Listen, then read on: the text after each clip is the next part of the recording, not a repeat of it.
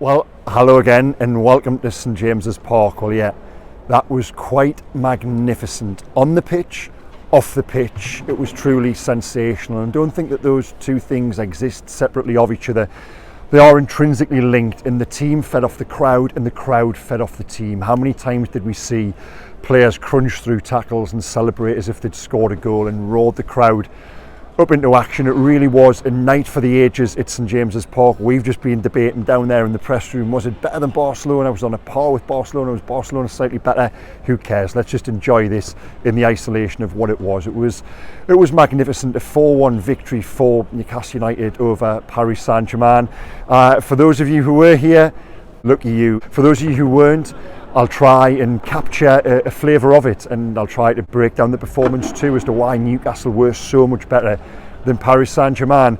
To help with that, in the description below there's links through to all our Daily Mail pieces, my colleague Ian Ladyman's match report, my own piece. Well, yeah, I was detailed to write a bit on Kylian Mbappe tonight, and in the end there wasn't a great deal to talk about. So subdued was he, and that was because Newcastle did that to him, and there was one Cruyff turnover there on the East Stand that he attempted to try and liven his team, liven himself, and it was more Jordi than Johan, and that just about captured their night. It went straight out of play, but at least when the ball was out of play, Paris Saint-Germain could have a breather, and it meant Newcastle weren't pressing them, and that was the crux of this victory. Newcastle's aggression and their intent from the off. There's a bit of content from you over my shoulder there. No, not Lee Ryder. Lee Ryder is in shot, but so too is another Geordie, Dan Burn there. And we'll get on to his goal. He's just wandering out there with his family. I've just spoken to him downstairs as well. I actually asked the question, I said, how close did you get to Mbappe? I had to rephrase it. How close did Mbappe get to you? It was Paris Saint-Germain who were worried about Dan Burn rather than the other way around. And for all that pre-match rhetoric around Mbappe exposing Jamal Lascelles, well, we've got to come on to him. Mbappe targeting perhaps even the aged legs of Kieran Trippier, or switching flanks and going for Burn, or even Fabian Schar. He knocked at every door across that back four, and every time it was slammed shut in his face. He didn't stand a chance, but Paris Saint-Germain didn't. And to go back to the start of the game, Paris Saint-Germain started by having a lot of the ball, and you're settling there in the press box, you're looking at it thinking we could be in for a long night of watching Paris Saint-Germain pass it. And then after 5 or 6 minutes, that just changed in an instant. I forget whose challenge it was, and it set the tone. Newcastle were hungrier, they were fitter, the tactical plan was better. Paris Saint-Germain had 4 men up front. Newcastle's midfield of Tonali, Longstaff and Bruno absolutely bossed the game, and they, for me, were the reason during that first half that Newcastle did get such a foothold. But the players I want to speak about, and there are so many of them, are 3 of the goal scorers, and they were Miguel Almiron, who fired the opener, Sean Longstaff and Fabian Schar, who has his very own Philippe Albert moment there in the Gallagher end goal. Now, why do I want to mention them? Because exactly 2 years ago, they were all involved down at Wolves when Newcastle lost 2-1 in the last match before the takeover. Fabian Schar, believe it or not, was an unused substitute that day. We don't need to mention the name of the manager, do we? Sean Longstaff and Miguel Almiron played. Now, they were written off by some as only good enough for the Championship. They were players Eddie Howe inherited, who was second bottom in the Premier League. The 3 of them have just scored there on the club's return to the Champions League. And why do I want to mention that? Well, because it's a victory. It's a victory for Eddie Howe, and it's a victory for his coaching and what he does to players. It really is quite magnificent. While a lot is said around Newcastle and the presence of Saudi owners, the richest owners in the world, and the money they've spent, that tonight wasn't about that. It wasn't. Not when you've got those three players scoring. Not when another one of the team. Jamal Lascelles is not only as a player who was part of that. That side, like I said, who were headed for the Championship, or so we thought, until Eddie came in. He hasn't really even played in the new version of Newcastle. He's in there because Sven Botman is injured. He's played the last 3, and he has not put a foot wrong in any of those. I've always said, Eddie Howe has improved every player to a man. We didn't know what he'd done to Lascelles because he hadn't really played. Well, on the evidence of the last few here, he is another one who has benefited from that, and he's gone in there up against Mbappe, who didn't play extreme left as we thought. He actually was on Lascelles early on as part of that front 4, and I can't remember a single moment when he got away from Jamal. But to go back to that point about that there tonight, and I was happy that on full time, while there being the different songs for different players through the match, you know, to hear Eddie Howe's name on the full time whistle, in tune with the music in the stadium, that for me there tonight was a victory for him, and everything he's achieved in just shy of 2 years now at the club, the improvement he's brought about, like I said, and all of those individual players, and that felt like a real culmination there tonight.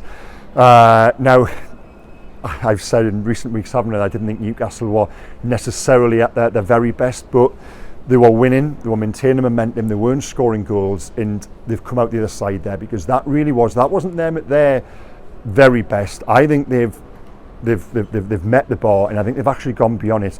I can't remember, what would you say, Spurs perhaps, but that was an awful Spurs team. That isn't an awful Paris Saint-Germain team. They've still got what is perhaps the best player in the world in there, and they've gone beyond that. And while Barcelona, as I said, 26 years ago, and I was here that night, that was more so about an individual, Tino Asprilla. That there tonight was about the collective. It was about the team performance. If any one of those units doesn't work, the whole thing breaks down. From 1 to 11, and the players came on, they truly were tremendous. And to pick some of the performances, well, I might as well do my male merit stars now. I don't know if I've got enough room on the screen for all the emojis, but I'm going to go with 3 stars for Fabian Schar.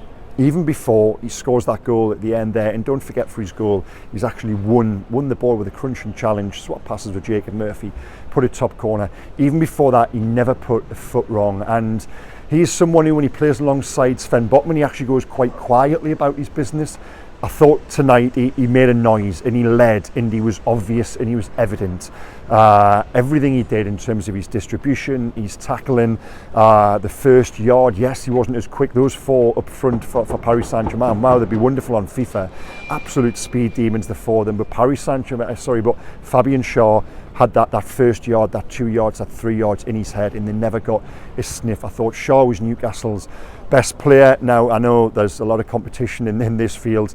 2 stars, I'm going to go Bruno Guimaraes, and this now is a run of performances. And I've said previously that Guimaraes hasn't necessarily done it against the very best, not often enough when they come up against a Man City or a Liverpool. Well, tonight he has done there, and it was just a continuation of his performance from the weekend and from last Wednesday in the second half against Manchester City. There was one moment in the first half where he's tackled Mbappe and he spun away from him with a pirouette, and you just look at that and you think, wow, there's only one of you who looks like the best player in the world out there right now, and it wasn't Mbappe. So Bruno, for me, gets the 2 stars, and the one I'm going to go to 2 players, and there's a load of players I'm looking to miss out here, and in the community tab tomorrow morning, which I'll set up. Please come back and shout at me and have your say. Always great debate in there. But I'm going to go 1 star each for Jamal Lascelles and Sean Longstaff. Lascelles for all the reasons I've just listed, and Longstaff, well, since he come back into the team, I haven't reflected on a Newcastle defeat yet. That's the first time I've reflected on Newcastle conceding a goal with Sean Longstaff coming back. And I just thought tonight he was brilliant, and to get in the position he's ran beyond Paris Saint-Germain's midfield, and he's then ran beyond the defence to get on the pass from Kieran Trippier, and he's clever because he's known the pitch is greasy, and he's hit the ball with so much pace. It's gone under Donnarumma. That made it, we're losing track now, that made it 3-0 early in the second half. To go back to that, just to tidy up the goals for you guys who perhaps weren't here, although I'm sure you were all watching. The first one, Miguel Almiron, comes about after Paris Saint-Germain, for a team who wanted to play out from the back, they had the Slovakian centre-half who can't really play football, and the goalkeeper in Donnarumma, who's not good with his feet either. In actual fact, it was Marquinhos, the one player who's meant to be a ball player amongst them, who gives the ball away.